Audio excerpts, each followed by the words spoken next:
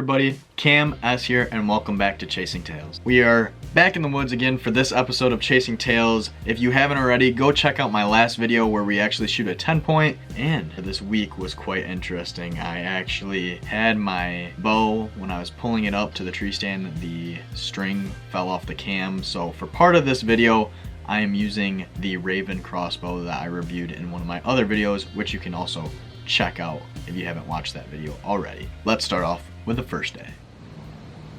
I could only get one on camera, but there was actually 3 does making their way through this area.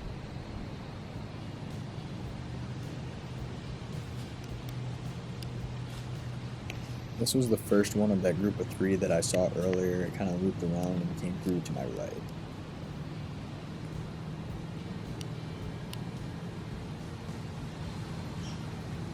This is the second one from that group.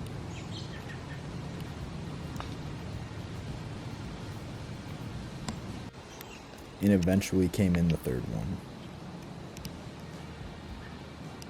After this group came through, I actually had 2 does off camera, another solo doe, and then a group of 3 come back through. As you can see, night 1 was not extremely eventful. There was some does, which I was happy to see something, but there were no antlers in sight. So we're gonna move on to night number 2, where I was actually pulling my bow up to my tree stand and the string came off the cam of the bow. So I had to climb down, run home, grab my dad's crossbow and go back out to the woods. So I was a little late getting out to the woods. I was a little late getting the camera up, but another doe and a buck actually walked in before this doe. The buck ended up walking in front of me right there, as you could see, but I could not get its antlers on camera. And then it kind of looped around and came back out on my other trail. I'm not sure if you can tell in the video, but it is actually an 8-point, but it is obviously not something big enough that I would like to shoot at, especially with it being my final tag of the season.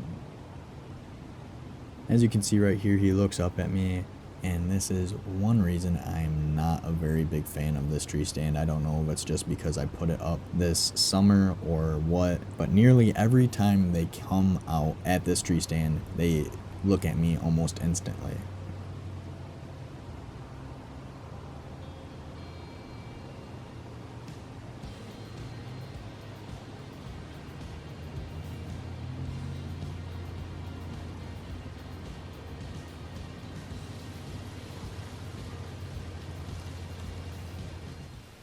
Later on, this doe ended up coming out below me, and right behind it is a few other does that seem to be scared of something, and then later on a little spike ended up running out and scaring them all away.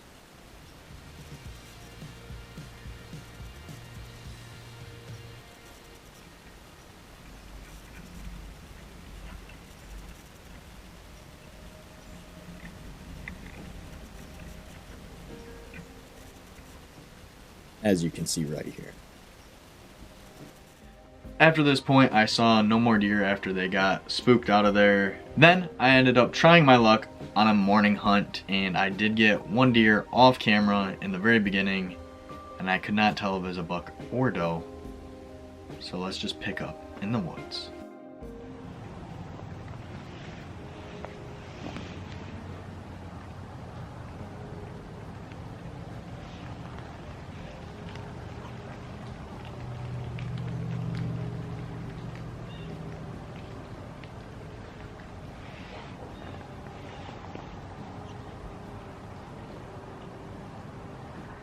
As you could see, this morning hunt was not very productive at all. I was a little late getting out to the woods. I thought it got brighter later in the morning, but it did not. I left the house with a little bit of daylight, so I was a little late getting out there. This hunt is the same night as the morning that I just showed, and it was very eventful, as you will see. This button buck came in by itself. He was separated from a group of like 6 does that was off to my left.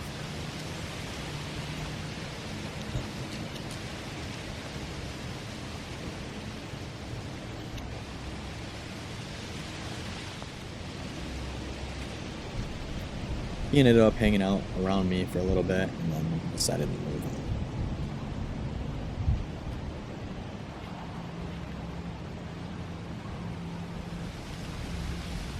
The group of does that he was with ended up coming in. There was 2 sets of does that both had twins from this year.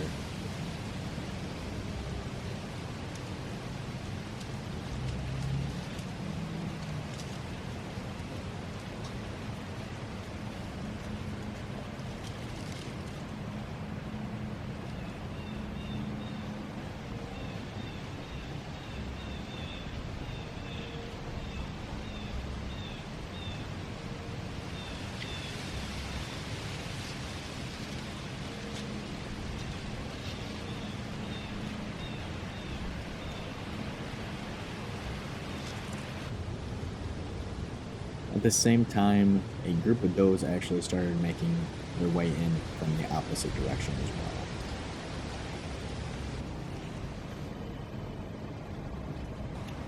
The group of does just kept flowing in from the left. There was at least 10 to the left of me, and at the same time, the group just kept filing in from the right as well, so I was pretty much surrounded at this point.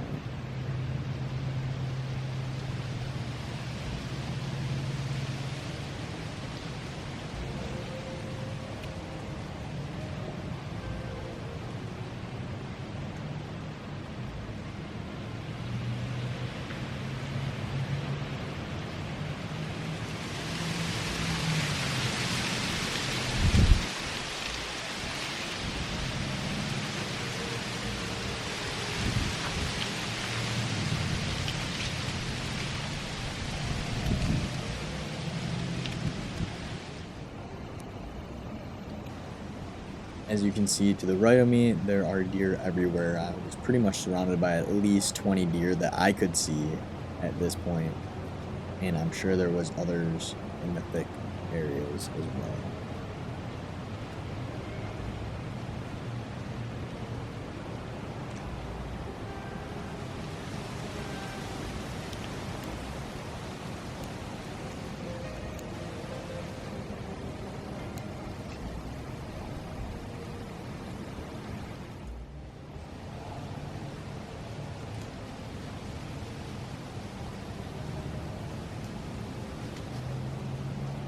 The does kind of seemed on edge, not necessarily like something was pushing them per se, but you could definitely tell they were eerie about something around them.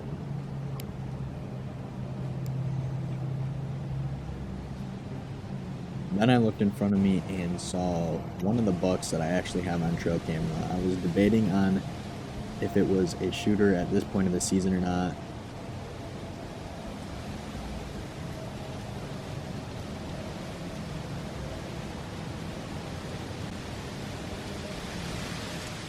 But he didn't even give me the chance to make that decision.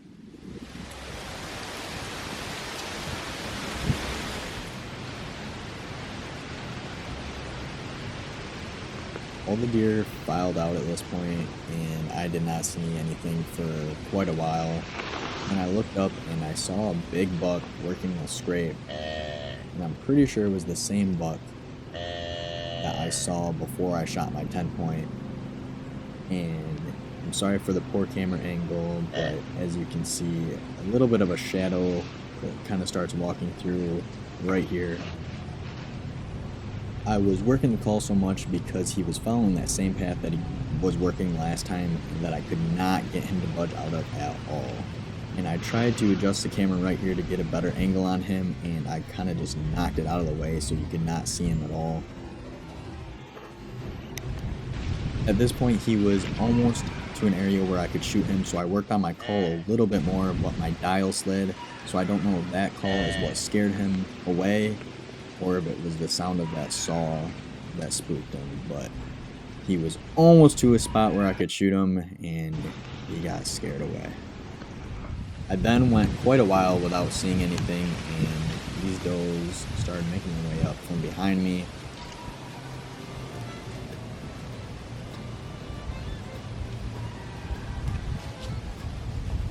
That was the last thing I saw this evening.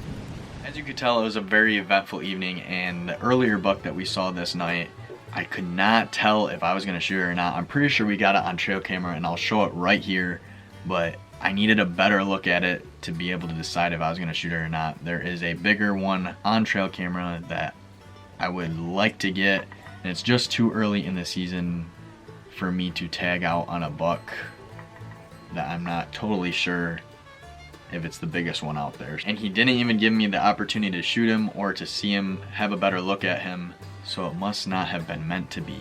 And then that bigger buck came out later on, and I was pretty sure I was gonna shoot that one. I did not get the best look at it, but I was almost certain I was gonna shoot that if it came out. I don't want to regret passing up a buck in the hopes to get a bigger one later on in the season. I don't want to have that regret at the end of the season, so I was pretty sure I was going to shoot this buck.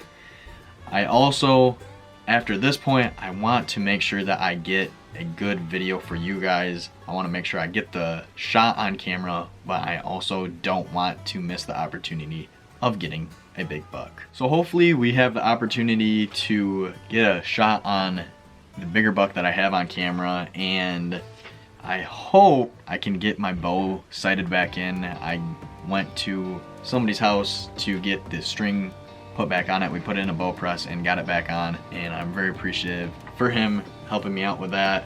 Hopefully I can get it sighted back in. It's a little inconsistent right now, so I'm gonna keep taking the Ravin out until I can get my bow fixed completely. Hopefully we have the opportunity to take down the final buck of the season. Thank you for watching. Make sure you hit that subscribe button and check out some other Chasing Tails videos. See you next time.